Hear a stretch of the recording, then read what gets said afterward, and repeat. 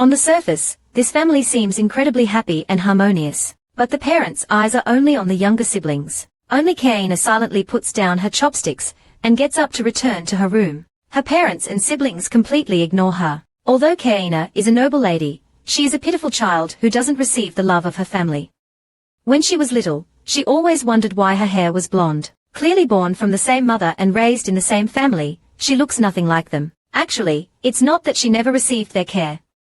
Although her parents tried their best to be fair, her younger siblings were younger and frail, they always needed more help. And so, she was always the one who got hurt. Back in her room, Kaina slumped weakly onto the floor. She dragged herself to the bathroom and started to cry. It turned out that a few days ago, the doctor unfortunately told her that she had a terminal illness. The doctor was surprised that someone from such a wealthy family hadn't had a health checkup in years. If it had been discovered earlier, it wouldn't have gotten this bad. Now, it's already begun to show symptoms. She has at most 1 year left. After that, she will become increasingly weak and eventually unable to even walk. With only 1 year left to live, Kaina didn't tell her family, because even if she tried to say something, her family wouldn't listen, and might even see her as a troublesome burden. Kaina sat by the window, staring blankly at the birds outside. She imagined how wonderful it would be if she also had wings. After much deliberation, she decided to do some things she had always wanted to do before she died. No more pretending to be happy, pretending to be understanding, no more enduring. But with at most 1 year left, where could she go after running away from home? And the doctor told her that she might not even be able to walk later on. If only there was someone who truly cared about her. This made her suddenly think of her fiancé, Mullane. Because Mullane never seemed to reject her, Kaina decided to flee her cold and indifferent family, not relying on anyone, using her own 2 feet, to resolutely walk to the north where Mullane resided. But before that, she needed to prepare some things. First, she needed to see the doctor, and also bring the document to annul the engagement. As for Kaina's arrival, Mullane stopped writing, and displayed a displeased expression. The wedding was still a year away, and she shouldn't have just shown up without prior notice. Moreover, this was the busiest time before winter. Mullane was busy storing enough food for the season. Sleeping breath, possible typo, writing mode, southern, time's up, just kidding. Mullane threw the meteor he was holding towards the door in annoyance. Just as he was about to open the door, he stopped and hesitantly asked himself, is it too late to break off the engagement now? Kaina, who was outside the door, overheard this. She had already anticipated his reaction, and suddenly said, no problem, but I have a condition. That is, let me stay here for a few months. Mullane was stunned, thinking she must be crazy, but Kaina was serious. She pulled out the divorce agreement and handed it to Mullane. Mullane saw her dressed in shabby men's clothing and was shocked. He thought something must have happened to her family. Fortunately, Kaina explained that it wasn't what he thought. She just dressed like this in case she encountered any danger on the road. Mullane facepalmed, speechless. Compared to her sudden arrival without notice, a noble lady traveling such a long distance alone was truly reckless and inconsiderate. But what he didn't know was that Kaina had already considered this her last journey. In order to convince Mullane to let her stay, Kaina presented her second plan. She would work at his estate in exchange for staying there. Mullane was rendered speechless by her proposal. Was this really the same person he was engaged to? He didn't expect her to be so persistent. Actually, Kaina knew Mullane wouldn't refuse her, because she knew he disliked her. She was adept at reading people, hence the prepared divorce agreement. Mullane didn't say anything, just urged her to come inside. Kaina told him, if one day she suddenly disappeared, just assume she left, or consider it as shedding a mortal coil. Hearing this, Mullane maintained his indifferent demeanor. Although he didn't understand what she meant, he still prepared a spare room for her.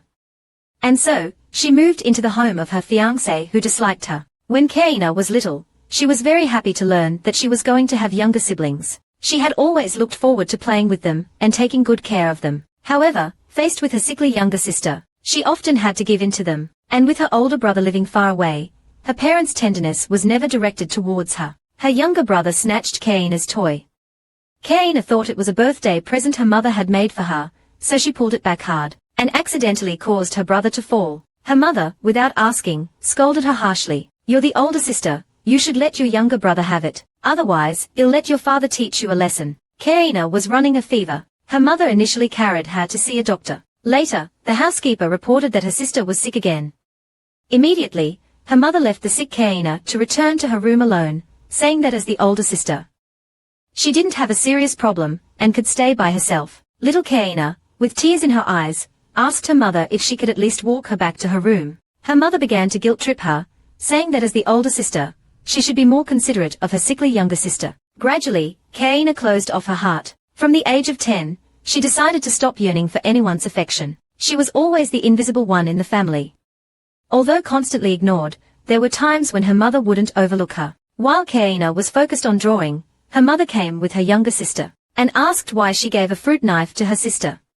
Kaina carefully explained that she didn't. Her mother, however, thought she not only didn't love her siblings, but also dared to lie. Seeing her mother refusing to listen to her explanation, she could only repeat the words she least wanted to hear. "I'm sorry, I won't do it again." It was because of Kaina's obedience that she suffered endless grievances. Because of her brother's graduation ceremony, her birthday party had to be postponed. Her sister was often sick, so she had to stay home to take care of her, and thus never attended any tea parties or had any friends. Because she never received her parents' love, Kaina fell in love with drawing. As long as she devoted herself to painting, each painting could transform into a vibrant life. Immersing herself in creation every day, she found solace. Although they could only exist for a day, compared to her family who wouldn't even look at her, these paintings became comforting pets in her sadness. They also became her only friends to confide in. But because of this, Kaina's condition worsened, ultimately leaving her with less than a year to live. Kaina was preparing to leave, but she wanted to be fully prepared for her journey to find her fiancé. Just then, her younger sister called out from behind, "Sister, can you buy me something delicious from the market when you come back? I want to try some skewers or juice." Kaina smiled sadly. She went to the hospital and told the doctor that she planned to travel to the northern border in her final moments. The doctor exclaimed in surprise, "Are you going to your death? If you're seeking death, you've come to the wrong person." He then waved her away dismissively. Kaina hurriedly explained that wasn't what she meant. She just wanted to ask if there was a way to reach there safely without dying on the journey. The doctor asked thoughtfully why she had to go to the north. That place was very far. But Kaina stubbornly pleaded with the doctor to give her a way to prevent her death on the way there. Helpless, the doctor could only comply with Kaina's wish, and prescribed her enough medicine to slow down the progression of the illness. Kaina thanked the doctor profusely, and even gave him extra money. After all, she felt a rare warmth from the doctor. Kaina remembered her sister's request for food. She went to a roadside stall selling skewers and bought 2 servings as a snack for them. As soon as she got home, her younger brother smelled the barbecue and saw the delicious food in his sister's arms. He immediately snatched it and innocently said, "This is too heavy, I'll hold it for you." Kaina happily let her younger brother and sister eat together. But in the dead of night, Kaina woke up from her sleep. She sat up groggily and asked her father why he was in her room at this hour. Her father, with a stern face, berated her for harming her siblings. Her younger sister, after eating the street food she bought, had been vomiting and was even dehydrated. Kaina lowered her head in grievance. It was her sister who wanted to eat it, so she bought it. Her mother, standing behind her, also scolded her, saying that as the older sister, she should have known better than to buy street food for her frail sister. Kaina tried to explain, but her father angrily told her to shut up. Her younger brother pleaded for forgiveness for her. If this were the Kaina of before, she would have continued to endure it. As long as she kept apologizing to her parents, perhaps the matter would blow over. But now, Kaina bravely defied this twisted family dynamic for the first time. She calmly asked, "What do you want me to do?" Then, clenching her fists, she bravely said, "It was my sister who asked me to buy it, so I bought it for her." "Father, you should have reminded her. I thought she was feeling better, so I agreed to her request." Seeing Kaina talking back to her parents for the first time, her mother said in shock, "How dare you speak to your father like that?" Kaina knew apologizing was useless, so she said it was just a suggestion, and there was nothing wrong with it logically. Unable to argue with Kaina, her father helplessly told her to be more careful in the future. But before leaving, he still added condescendingly, "Your sister has always been frail, and you're so healthy, so you should be more understanding." What they didn't know was that Kaina was terminally ill and didn't have much time left. After the matter was resolved, as her parents turned to leave Kaina's room, Kaina softly said, "So you still remember where my room is? You haven't come to see me for years. I thought you had forgotten about me." Her parents stopped in their tracks, stunned. Kaina continued, "Please apologize to my sister for me. I'm sorry." Then she let them leave. Today was Kaina's last day living in this family. She decided to have one last meal with her family. Her father coldly said that Kaina's birthday was in 2 days and it happened to be his day off. So they would go on a picnic, and her birthday party would be postponed for a few days. Kaina said resignedly, "As you wish. But I may not have time for a picnic. I have something to do." After saying that, she got up and returned to her room. She thought she was already used to her family's decisions and wouldn't be sad anymore, but this might be her last birthday. Yet, even the last memory was so unpleasant. Kaina left a farewell letter and left home. A few days after Kaina left, her parents discovered she was gone. Not only were they not worried, but they also blamed her for leaving without saying goodbye. They just decided not to celebrate her birthday, and to hold a welcome home picnic for her brother that day. She actually ran away from home in anger. How unreasonable. Her mother calmly said that if she hated them, she should just tell them. Her father just checked if any money was missing from the house. Upon learning that only a small amount was gone, he decided not to look for her. She would definitely come back in a few days. But after 2 months, when the Gongjue couple still hadn't seen Kaina return, they started to panic, especially Mr. Gongjue. He slammed the table and angrily shouted that Kaina was disgracing the family. Although her mother was still worried that her daughter might encounter danger on the road and wanted to send people to find her, her father refused. Since she wanted to leave home, let her be. If Kaina didn't come back on her own and sincerely apologize, she wouldn't be allowed back home. In their eyes, her younger siblings were much more sensible than her. It was because she had never suffered that she acted so recklessly. But the truth was, Kaina wanted to spend her last year of life without having to pretend to be obedient. Fortunately, Kaina chose the right person. Her fiancé, whom she barely knew, took her in without questioning her reasons. Under Melane's arrangements, Kaina took a comfortable bath. Looking at the medicine on the table, although the doctor had prescribed enough, there were only 3 pills left. She had to stop taking them, but not taking the medicine would cause a fever, and her body might collapse instantly. Judging by the time, it should happen tonight. If all this was enough, she would do what she wanted to do. After her bath, Kaina went to Melane's study. Upon entering and seeing the bookshelves, she finally understood why Melane was so knowledgeable. Melane put down his pen and gestured for her to sit. He coldly asked, "Explain why you're here." Faced with Melane's questioning, Kaina panicked, and made up an excuse, saying she had a fight with her family and wanted to calm down. She hoped to find a place far from her family to die peacefully, even though this thought was somewhat childish. Actually, she still wanted to see how much they would regret it after she died. Melane wanted to know why Kaina traveled alone for 2 months to the cold north. Kaina casually said she had a fight with her family. Unexpectedly, Melane actually believed her, and said he could let her stay, but he didn't have time to care for her. Kaina didn't ask for much. She was hoping for a place to stay. Hearing that Melane wasn't kicking her out, she immediately cheered up, and said she didn't mind staying in the guest house, and wouldn't bother him. Considering he didn't have time to care for her, Melane offered to prepare a remote room for her, clean it, and furnish it. Kaina's parents neglected her because they found her troublesome, so fearing to trouble Melane, she said that a lamp and hot water were enough. She didn't need anything else. Melane told her to decide for herself. He also reminded her that winters in the north were extremely cold, so she shouldn't go outside unnecessarily. Kaina's body was becoming increasingly weak. The moment she stepped out of the room, she stumbled and collapsed on the ground. Although the doctor had given her enough medicine to maintain her health, there were only 3 pills left now. She had to stop taking them. But not taking the medicine would cause a fever, and her body might collapse at any moment. Judging by the time, it should happen tonight. Sure enough, at night, she started tossing and turning, shivering from the cold. Kaina tried to force herself to stay awake, to get a hot towel and some water. While walking in the dark and silent corridor, a figure suddenly appeared beside her. She waved her hands in a panic, but upon closer inspection, she realized it was Melane. Melane looked at Kaina, who was wandering around in the middle of the night, and asked what she was doing. Kaina thought that was a question she should be asking him. She didn't answer directly, but instead asked him why he was there. Melane was taken aback by her question. He couldn't say he was worried about her, so he unconsciously came to check on her.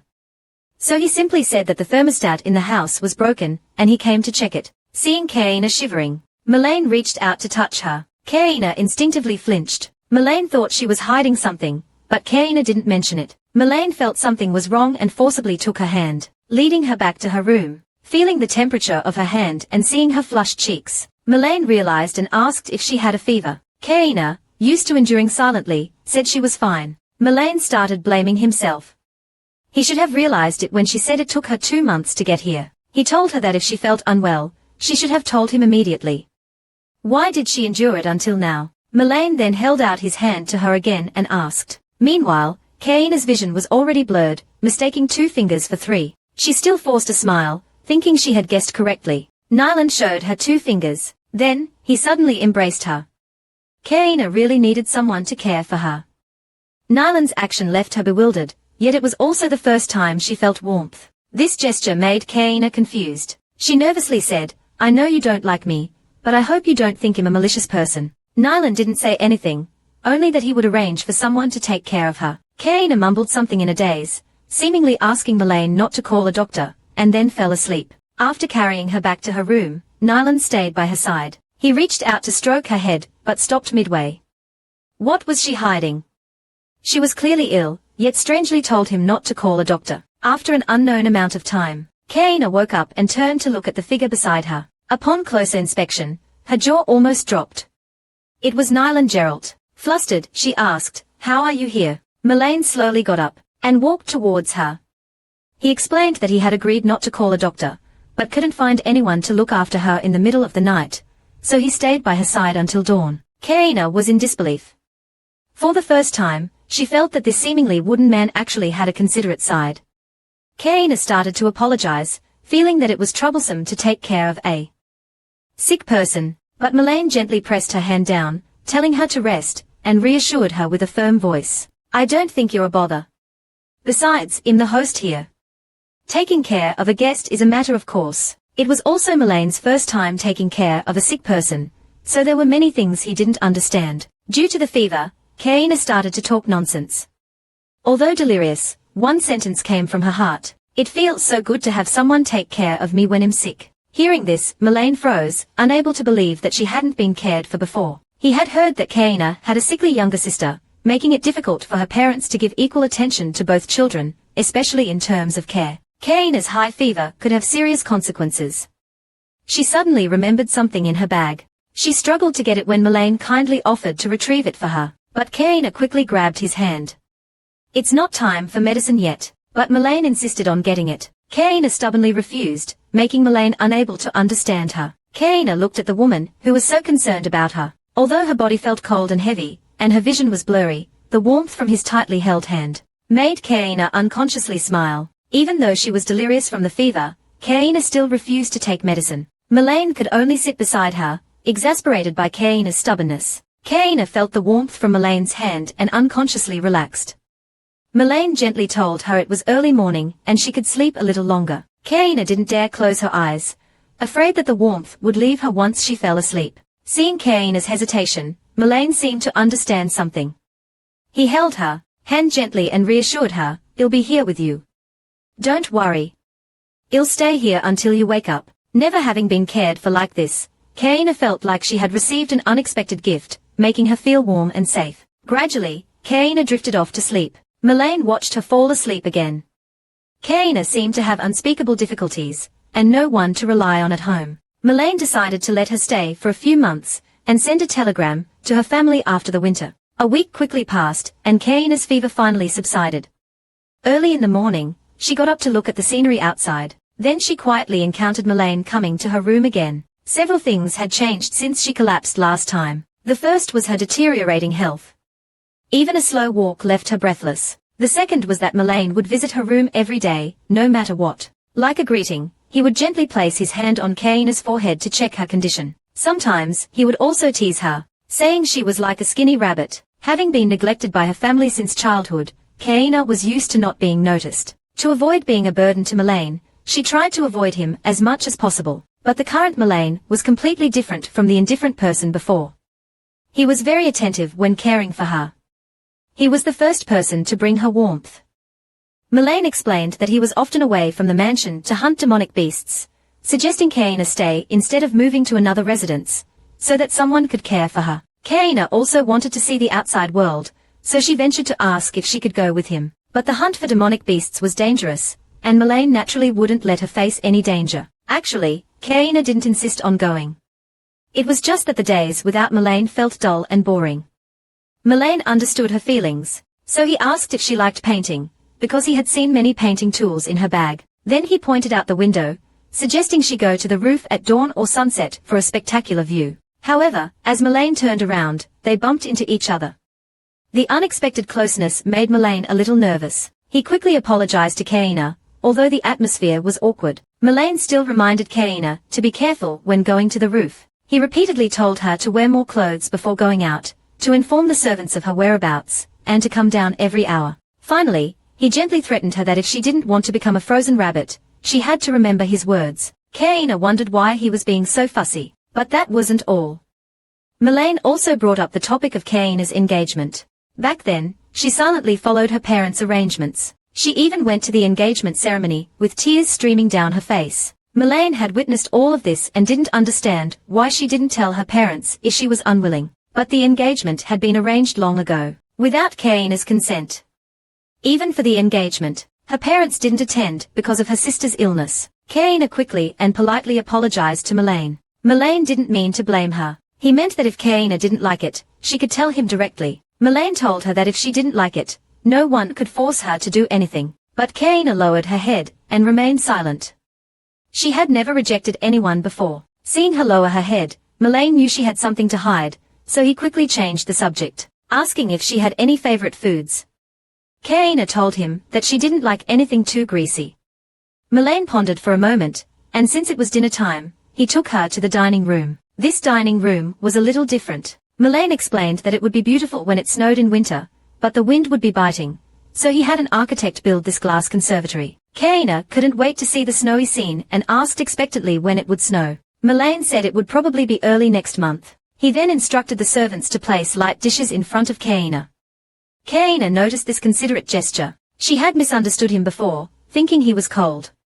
It seemed she was wrong. If something happened to her here, Melaine would definitely be implicated. Now she felt it was indeed impolite to impose on him without prior notice.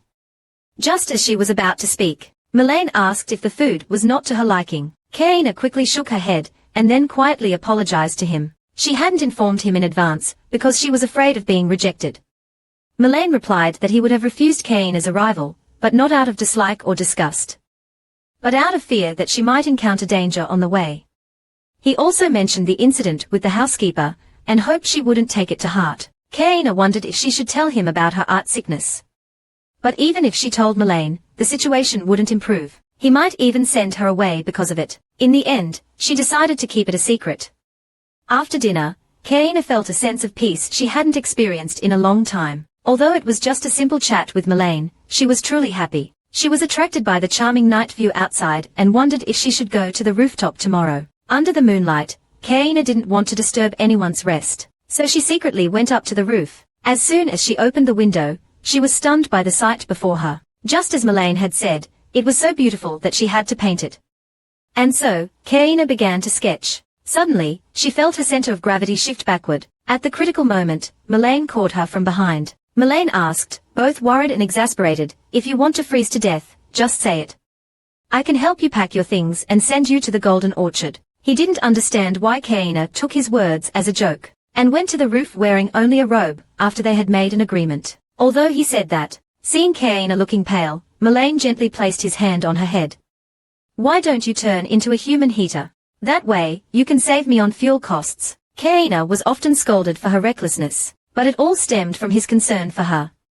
To prevent Kaina from getting a fever again, Melaine wrapped her in a blanket, and stayed by her side for an hour. Melaine noticed the painting in her hand. In her family's eyes, compared to her younger sister's embroidery, her art was not worth mentioning. But Melaine observed it for a moment, and said, being overly modest isn't a good thing. Although I'm not very knowledgeable in this area, and can't give a professional evaluation, I think your painting is very good. It was the first time someone had praised her painting. Her parents had never complimented her before. Suddenly, Kaina blushed. It turned out that being praised felt like this. She shyly lowered her head like a child. Melaine continued firmly, I really look forward to seeing more of your work. It was the first time Kaina heard someone praise her art. She couldn't quite believe it, thinking he must be trying to make her happy, but she was still delighted. Melaine said he was serious and wouldn't joke about such things.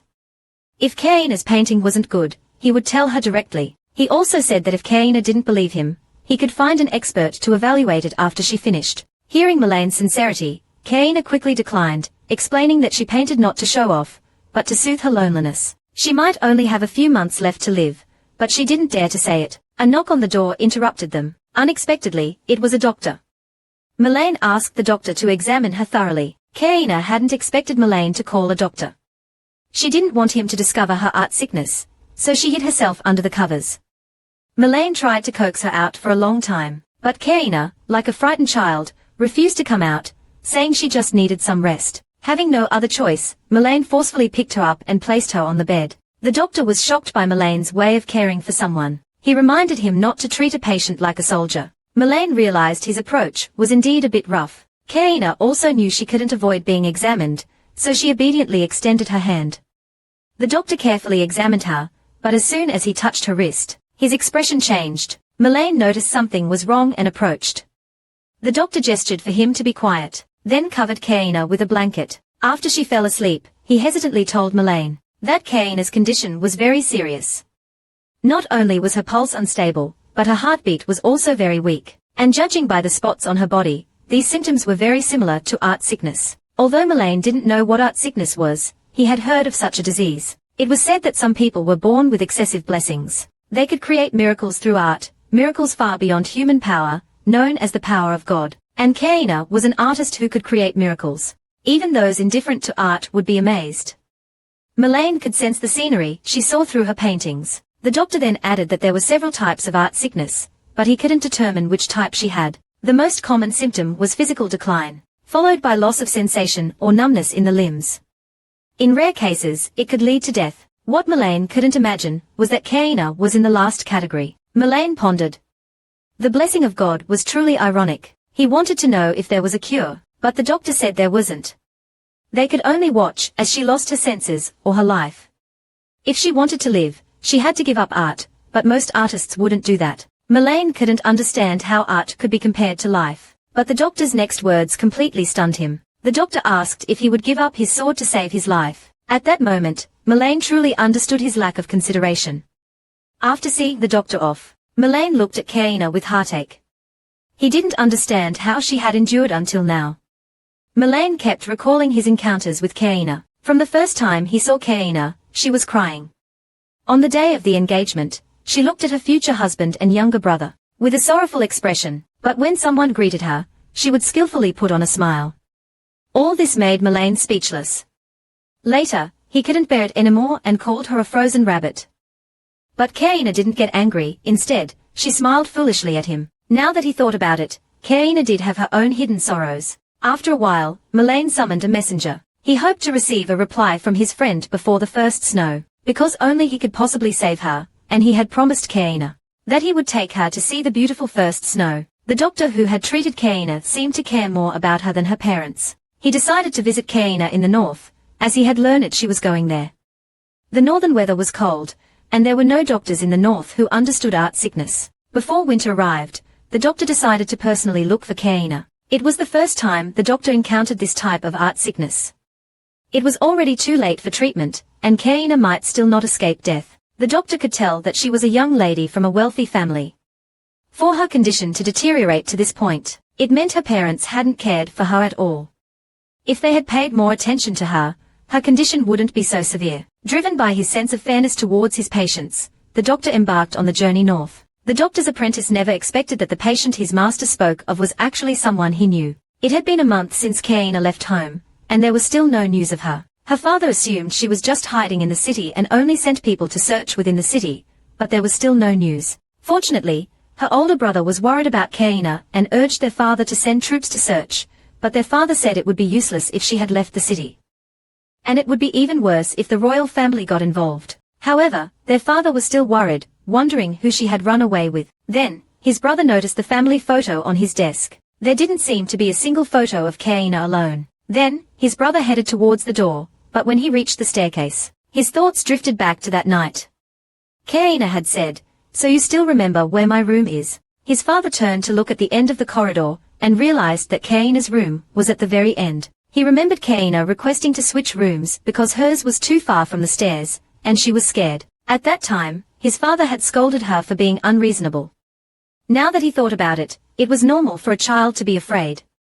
His father arrived outside Kaina's room.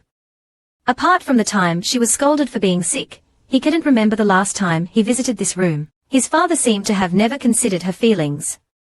Then, he entered Kaina's room, and found the few pieces of furniture starkly contrasted with the other children's rooms. It was hard to imagine this was a noble lady's room. His father wondered why Kaina hadn't told them if she needed anything. Then, his father opened a drawer and found a painting. The painting depicted a scene from their family trip to the countryside the year before, but in this seemingly happy family portrait, Kaina was missing. Her father couldn't remember if she had gone with them. At that moment, his mother also entered. Although his mother had been worried about Kaina recently, she was still not used to coming to this room. She was surprised to see her husband here. Didn't he hate coming to this room? She happened to see a painting Kaina had done before. The two of them looked at the painting for a long time. His mother remembered how Kaina used to proudly show her paintings when she was little, but later, perhaps because of shyness, she stopped showing them to her. His mother thought she had lost interest in painting. Now, seeing Kaina's painting again, she suddenly felt extremely remorseful and lonely. She truly began to worry about Kaina, wondering how she was doing alone outside. His father believed Kaina was a smart child and wouldn't get into any trouble. 2 months after Kaina left home, her father finally started sending telegrams to other nobles, asking for help in finding her. His mother never expected that her daughter, who had never caused them any worry, would actually leave home. Every time her younger siblings asked about Kaina, she struggled to answer. Elsewhere, Melaine had learned that Kaina had art sickness. In the early morning, sunlight streamed onto Kaina's face. She struggled to sit up and looked around, feeling incredibly thirsty. She noticed the teacup Melaine had left by her bedside. I recalled the incident when the doctor came to examine me. He thought N.I. Lion must have known about my illness. He shouldn't have come here. The doctor told him earlier that he didn't have much time left, only about 10 days. His first thought was about his family's reaction. He hoped that they would change over time. If he told them about this, maybe he could get their care. But he didn't want to use his own death in exchange for his family's care.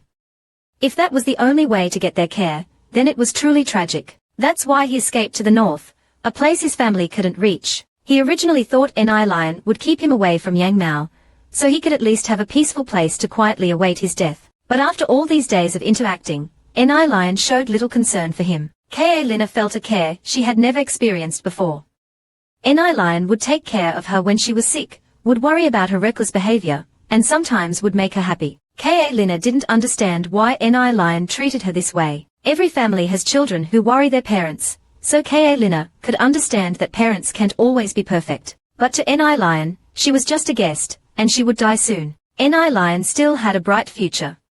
Whether out of politeness or worry, Kaelina couldn't let her develop any feelings for her. She couldn't let N.I. Lion feel guilty because of her death. Kaelina didn't want to be N.I. Lion's burden. She decided to get up and leave, but her weak body forced her back down. Now the food was almost gone, and she didn't have the strength to return south. Just as she was caught in a dilemma, N.I. Lion walked in. Before Kaelina could speak, N.I. Lion walked towards her and gently said, "What type of art disease do you have? I heard from the doctor that there are many types of art diseases. I want to know which type you have." Kaelina didn't know where to start, and could only apologize helplessly. N.I. Lion sincerely told her not to apologize, just answer his question. Kaelina thought N.I. Lion was blaming her, apologizing for coming to her without permission, for not thinking things through, and for being selfish. N.I. Lion, facing Kaelina, who was on a completely different wavelength, could only exasperatedly ask, "Is this question so difficult to answer?" This was the first time Kaelina had seen him so serious. She stubbornly insisted on moving to another place, promising that she would never come back. N.I. Lion didn't understand her behavior at all and asked, "Will your health improve if you move to another place?" Finally, N.I. Lion returned to the previous question, asking what type of art disease she had, because there were no doctors in the north who could treat her. And with the monsters outside, they couldn't go out to find a doctor either. If she gave up art, she could survive. Before N.I. Lion could finish, Kaelina interrupted him. If she gave up art, her life would have no meaning. After all, to Kaelina, it was her lifelong friend. Seeing Kaelina so resolute, N.I. Lion didn't press further. He just wanted to quietly listen to her story. It seemed she didn't come here because she needed time alone to calm down, as she initially said. But Kaelina was still unwilling to reveal her worries. N.I. Lion found Ka Lina's hesitation irritating, but because it was her, she kept patient. Ka Lina finally started to tell N.I. Lion her story. N.I. Lion listened attentively to Ka Lina's story. N.I. Lion patiently listened to Ka Lina's story. Ka Lina said she only learned about her art disease a week ago. Maybe because of her overly sensitive personality, she always felt wronged when she was with her family. For example, because her birthday coincided with her sister's graduation ceremony, her parents would disregard her feelings, and she had to celebrate her birthday alone. Her sister would always be praised by her parents for small things, but no matter how hard she tried, she couldn't get their attention. So she didn't want to endure this pain anymore, and finally chose to leave home. Ka Lina thought N.I. Lion would find her mature, but N.I. Lion confidently told her about her own childish behavior of running away from home for a week because she spilled water on her father's documents and was afraid of being scolded. That's what you call childish. Ka Lina isn't like that at all. Moreover, she's always been accommodating them. She's not childish. At some point, Ka Lina started to take accommodating her family for granted. As she thought about this, Ka Lina burst into tears. N.I. Lion didn't comfort her but offered her a shoulder to cry on, telling her, "Don't hold back," cried out. Ka Lina looked up at N.I. Lion. N.I. Lion awkwardly wondered if this way of comforting was wrong. Ka Lina felt warmth for the first time. The next second, she threw herself into N.I. Lion's arms and started crying uncontrollably, releasing all her grievances and frustrations at this moment. N.I. Lion gently hugged Ka Lina. Crying so suppressed, how much pressure has she accumulated? She thought. Ka Lina, who had cried herself out, calmed down in N.I. Lion's arms. She realized that she had soaked N.I. Lion's clothes with her tears. Ka Lina frantically wiped the wet spot on her shoulder and kept apologizing. N.I. Lion wasn't angry but gently told her, "At this time, you should thank me for being with you, not apologize." Ka Lina didn't understand what she meant, but still said thank you. N.I. Lion sincerely told her not to apologize easily, but it was okay. If you always say self-deprecating things, over time, the other person will not only stop caring about those words, but will also take them for granted. But words of gratitude are different, because they make both parties feel happy. Ka Lina had never thought about this before. To avoid awkward situations, she always apologized. Without fail, they would say it's okay. She didn't expect those casually spoken words to lose their original value, and eventually become shackles that bound her. After listening to N.I. Lion's words, she suddenly understood. Having soothed Ka Lina, N.I. Lion left the room and bumped into the housekeeper as soon as she stepped out. It turned out her friend had returned, but because of her coldness, didn't want to see her. N.I. Lion could only angrily cancel the outing. She thought it was good news, but now it seemed things had to be this way. Lately, Ka Lina had a new hobby. That was to draw while observing N.I. Lion training every morning. Unlike her, N.I. Lion was like the sun, radiating confidence and brilliance. Under the beautiful moonlight, Ka Lina's gaze was always attracted by her shining appearance. Looking at N.I. Lion like that, a feeling she had never experienced before arose in her heart. And whenever she came to her senses, the sun had already risen above the horizon. Besides drawing, she also prepared a notebook for herself, writing down her unfulfilled wishes. However, knowing that her days were numbered, she didn't know what to write down. She muttered to herself, "Maybe I can ask N.I. Lion what's worth seeing in the north." Unexpectedly, N.I. Lion overheard this. "Besides monsters, what else is there to see in this place?" she said, startling Ka Lina. It turned out that N.I. Lion had knocked 5 times, but Ka Lina didn't respond. So she just walked in. N.I. Lion wondered what Ka Lina was doing and picked up the drawing on the table. Ka Lina tried to snatch it back, but N.I. Lion held it high. Looking closely, it was a drawing of N.I. Lion. N.I. Lion, practicing her swordsmanship alone under the moonlight, looked very handsome. "If I draw it, I won't forget this moment," she thought.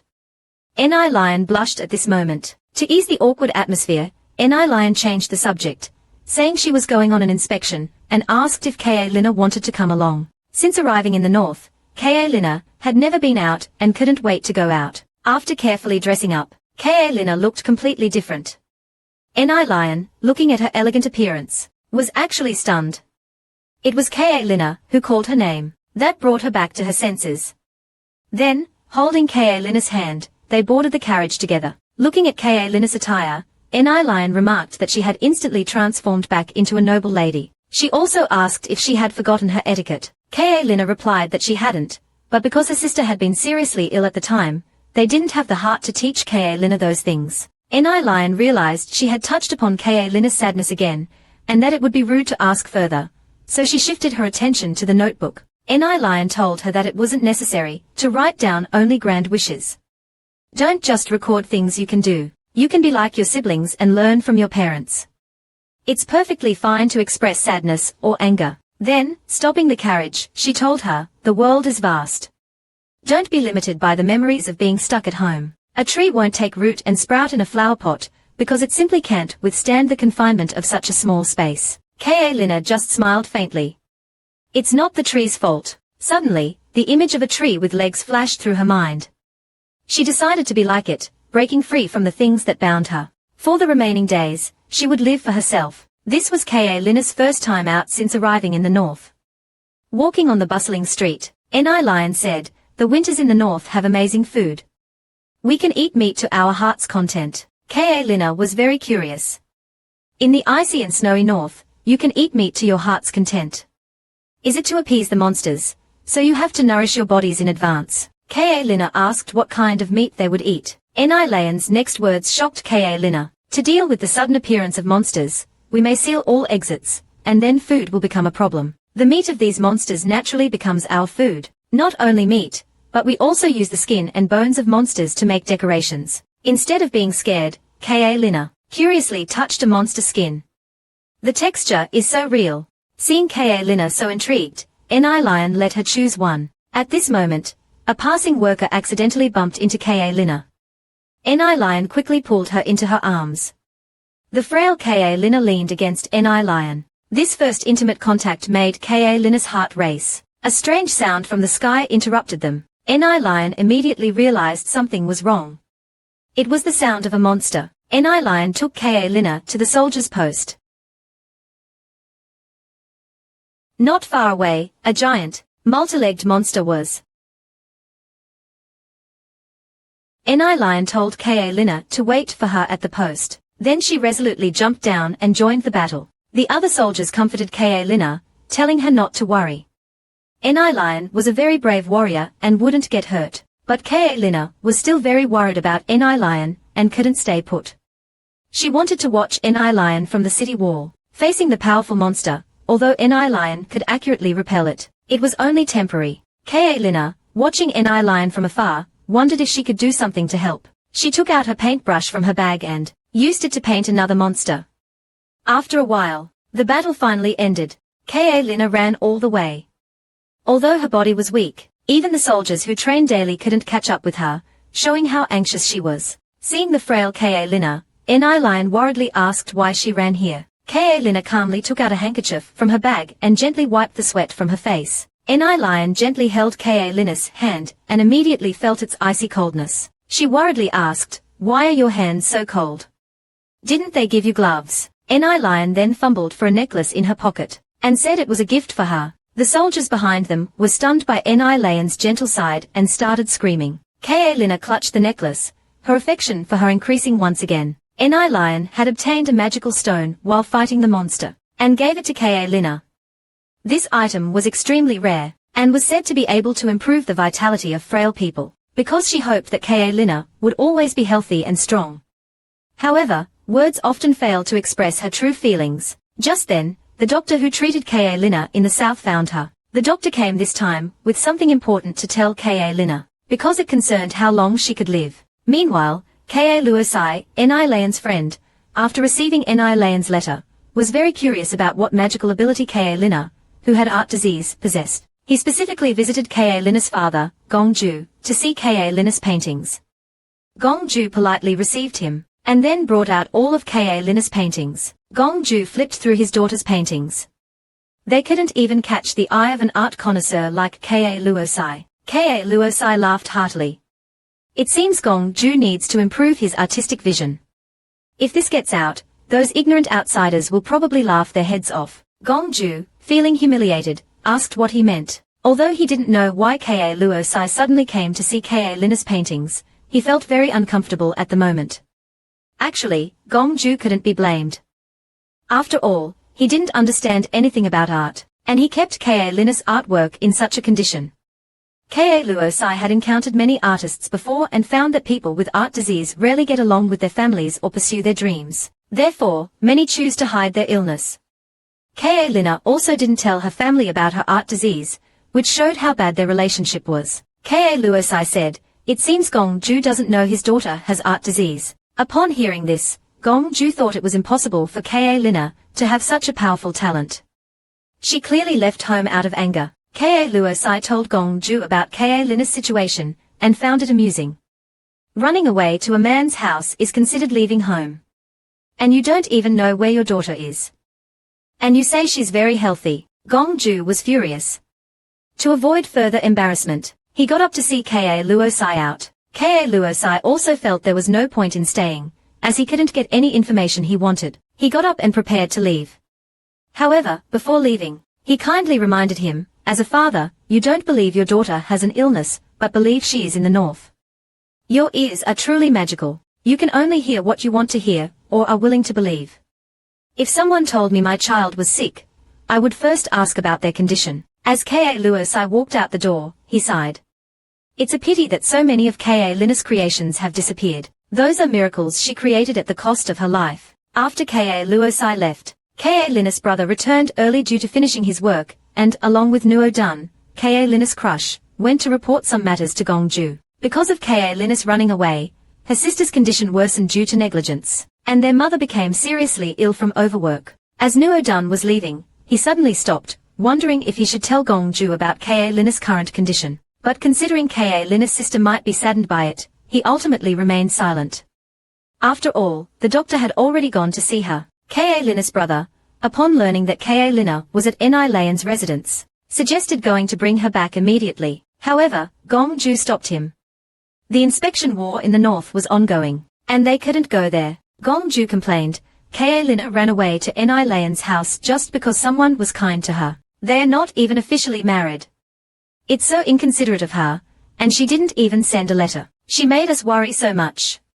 Gong Ju also believed they hadn't understood Ka Lina's thoughts, and that she might come back after a while. Meanwhile, the doctor who treated Ka Lina in the south found her through the power of miracles. Upon hearing that the doctor found Ka Lina through embroidery, Ni Layan felt very uneasy. The doctor took out an embroidery from his bag and told them that as long as he thought about what he wanted to find, and then burned the embroidered piece, he would immediately know its location. Just like Ka Lina, the doctor was also afflicted by art disease, and now he was gradually losing his senses. But he eventually gave up his beloved art, so he could still perceive some things now. There was no definite cure for art disease. Not all those with art disease suffer the same, and losing one's senses isn't a rare symptom in art disease. The rarest is having one's life taken away by a miracle, but this only happens once every 4 years. The doctor came all the way from the south to the north to ask Ka Lina a question. Ka Lina knew her current condition, but didn't want Ni Layan to worry about her, so she immediately asked the doctor to talk in her room later. Ni Layan also sensed something was wrong, but didn't ask further. After the carriage stopped,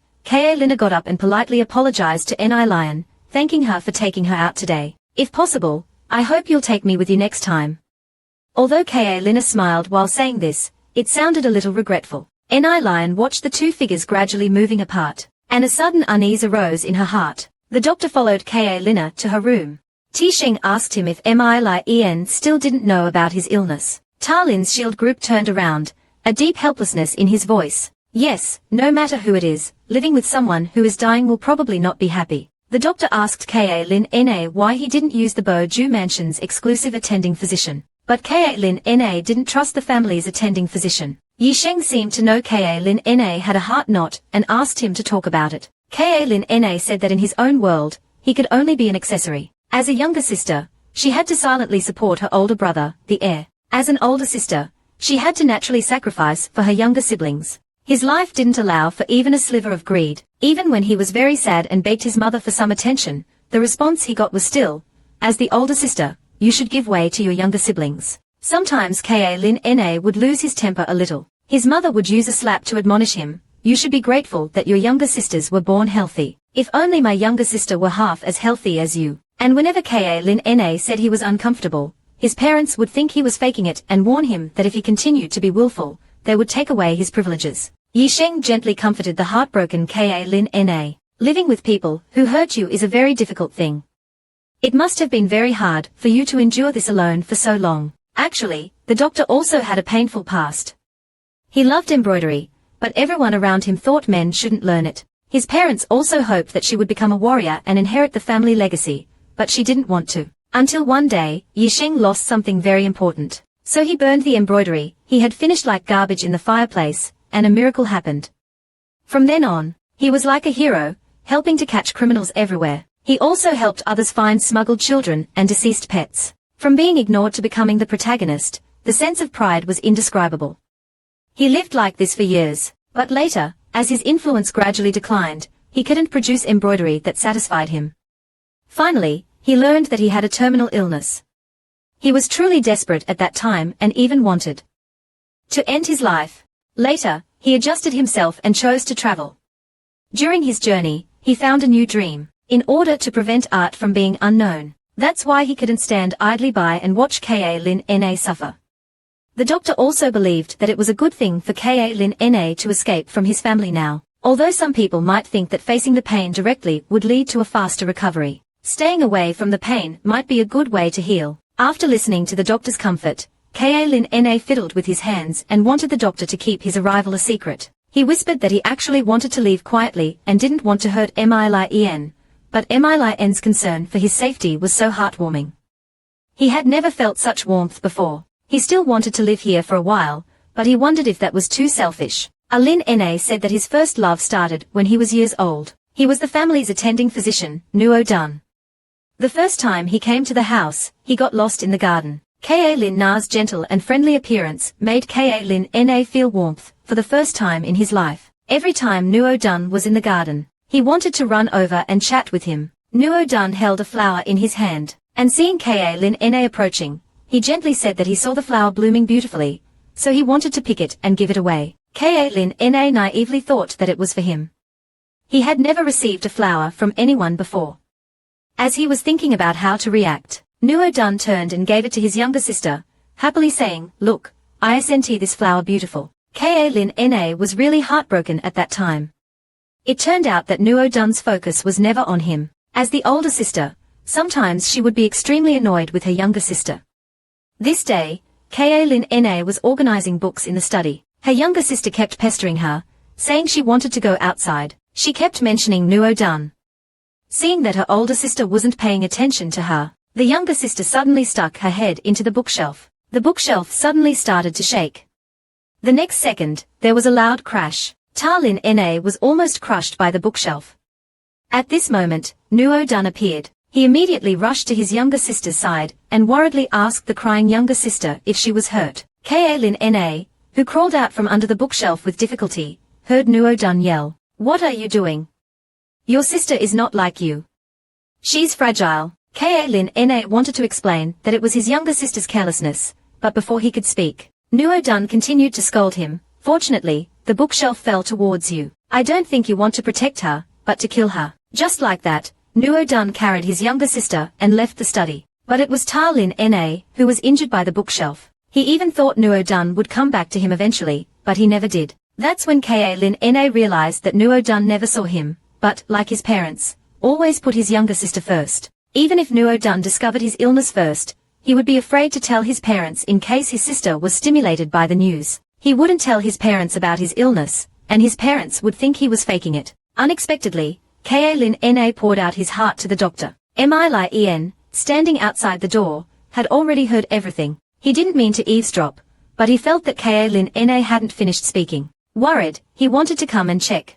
But hearing how Ka Lin Na's family treated him, he was very angry. And now he finally understood the sadness on his face, and why he was so excited about the outside market, and always acted in a puzzling way. It was all because there was a high wall around him. The northern winter required defense against magical beast attacks. Ka Lin Na could see that Milien genuinely cared about him, so he wanted to draw other magical beasts that could defend against magical beast attacks to help Milien, and didn't want to see him get hurt. Ka Lin Na thought he was dying anyway, so drawing one more wouldn't kill him. But the materials from last time were already used up. He felt embarrassed to trouble Milien again. Suddenly, Ka Lin Na caught sight of the necklace on the table. It was a gift from Milien, polished when he was teaching him how to make jewelry.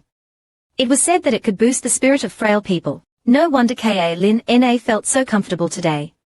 He really was like a fool. It started to rain in the north. Lin Na wanted to go out and buy some things by himself. Lin was worried and insisted on going with him. Lin was paying attention to Kaelin Na every day. This morning, Kaelin Na didn't wake up early to see the sunrise. Lin, who didn't feel Kaelin Na's presence, felt like he had lost something important. Facing Lin's sudden concern, Kaelin Na blushed. He stammered and said he slept in because he felt dizzy. Lin asked him if he lacked painting tools. Kaelin Na felt embarrassed and explained that he could use a twig. Lin just wanted to buy him some high-quality art supplies. After all, Kaelin Na had never used these things before. Considering his health, Lin said that if he felt uncomfortable, they would immediately turn back. Fortunately, besides the doctor from the south, Lin's friend, Kae Sai, would also come and help.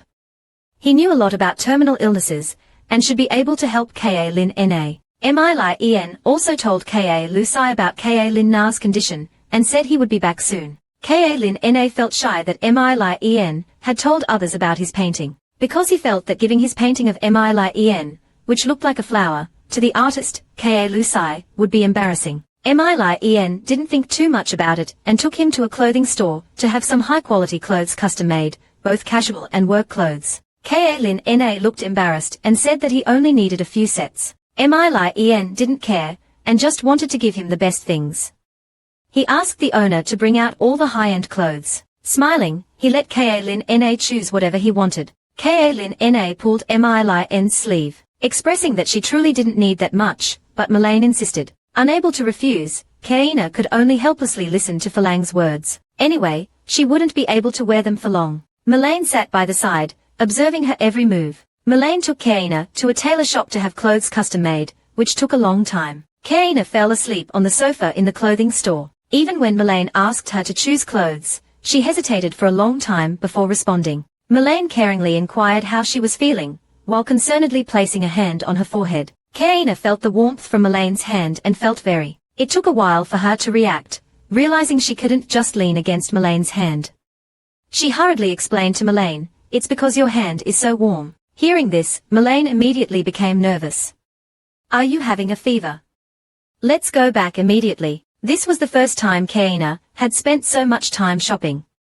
She just felt very tired. Seeing all her emotions displayed in her eyes, Melaine didn't probe further, and bought all the clothes Kaina had tried on. But Kaina threw a tantrum. It was the first time she had experienced having everything bought for her. She didn't have much time left and couldn't wear that many clothes, but Melaine firmly expressed that she just wanted to give her the best. Such a heartwarming gesture moved Kaina deeply. She was thinking about how to repay her.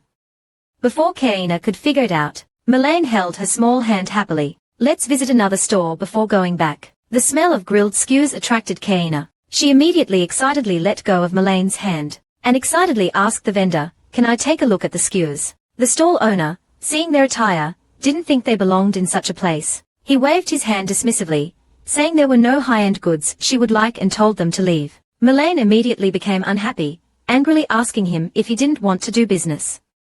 Kaina quickly stood in front of Melaine, telling her not to be impulsive. It was then that the stall owner noticed Kaina's hands and leaned closer to her. He asked to see her hands. From the marks on Kaina's hands, he could tell she was someone who often drew. He apologized, explaining he thought they were just rich young ladies on a whim. He then led them into the store. While Kaina was distracted, the owner took the opportunity to apologize to Melaine, saying he shouldn't have treated her lover that way. Melaine helplessly clarified that they weren't in the kind of relationship the owner assumed. She also told the owner that she wanted to ask Kaina something. Suddenly, she remembered how the owner had identified an artist's hands just by looking at them, and asked if he also liked to draw. The owner was actually an art enthusiast, but he gave up his passion after losing an arm. Melaine was about to ask the owner more questions, but was interrupted by Kaina.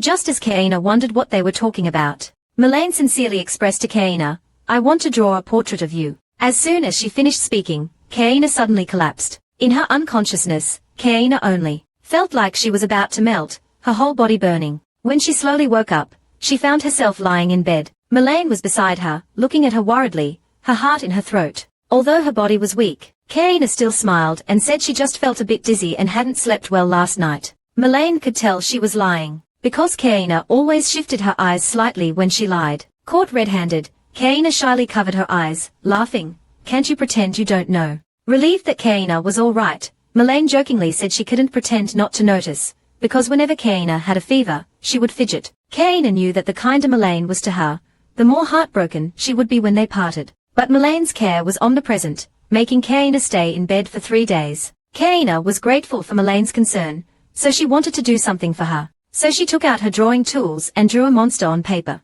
She intended for it to help Melaine analyze other monsters. But when the monster she drew actually came to life from the drawing, Kaina was still startled by its immense power. However, the huge commotion attracted Melaine's attention. Melaine worriedly came to Kaina's room to ask if she was okay, only to find a giant monster standing before her. Seeing this, Melaine quickly told Kaina to move away, and was about to confront the monster with her sword when Kaina stepped forward and blocked her, looking at Melaine and saying it wouldn't attack. Melaine, seeing Kaina's pupils turn golden, was speechless. Kaina, realizing she had frightened Melaine, quickly stepped back. Melaine, knowing this was caused by the art sickness, said the golden eyes suited her. She also asked if Kaina had used miracle power, because an art sickness sufferer's body would deteriorate further each time they used it. So she wanted this miracle creation to disappear quickly. But Kaina desperately hugged the monster, preventing Melaine from doing anything. Seeing this, Melaine had no choice but to helplessly suggest putting it outside. Kaina assured her there would be no danger. But looking at the mess, she was about to apologize to Melaine,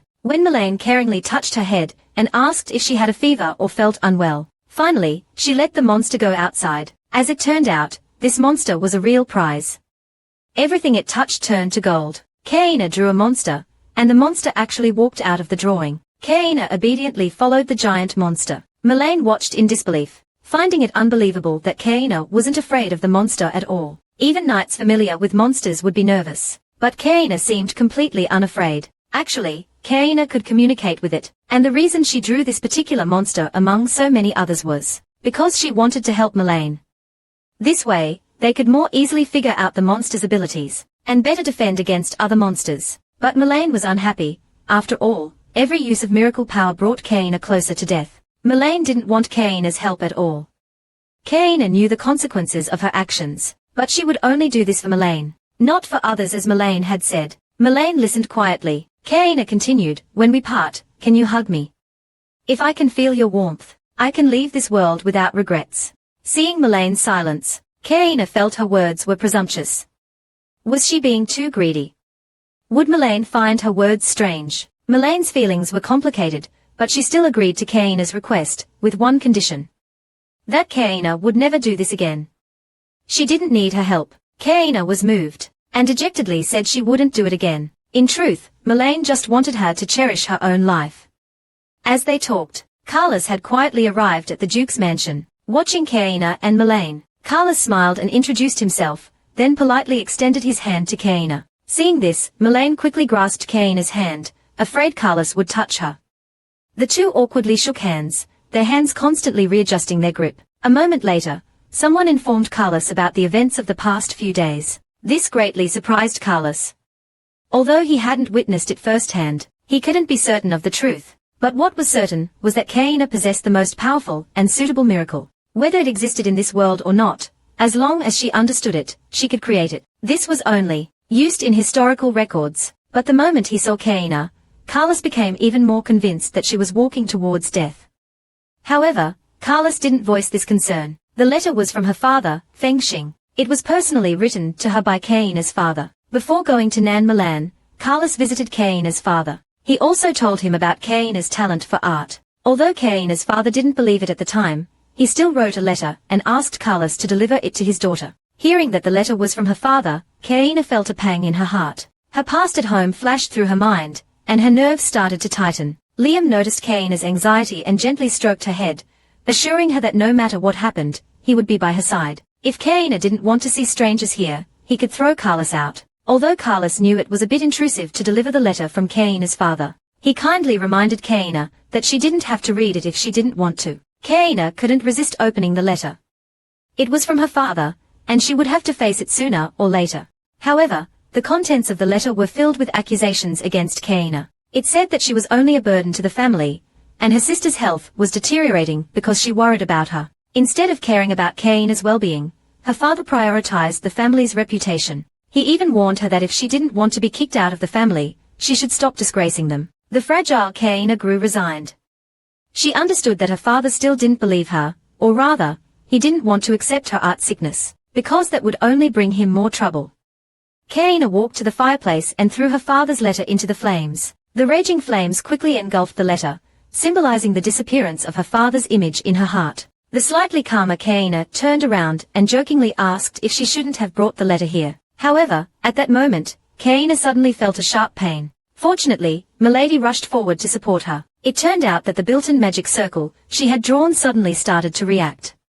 She and her work could sense each other. It might have sensed the turmoil in her heart and started to act up.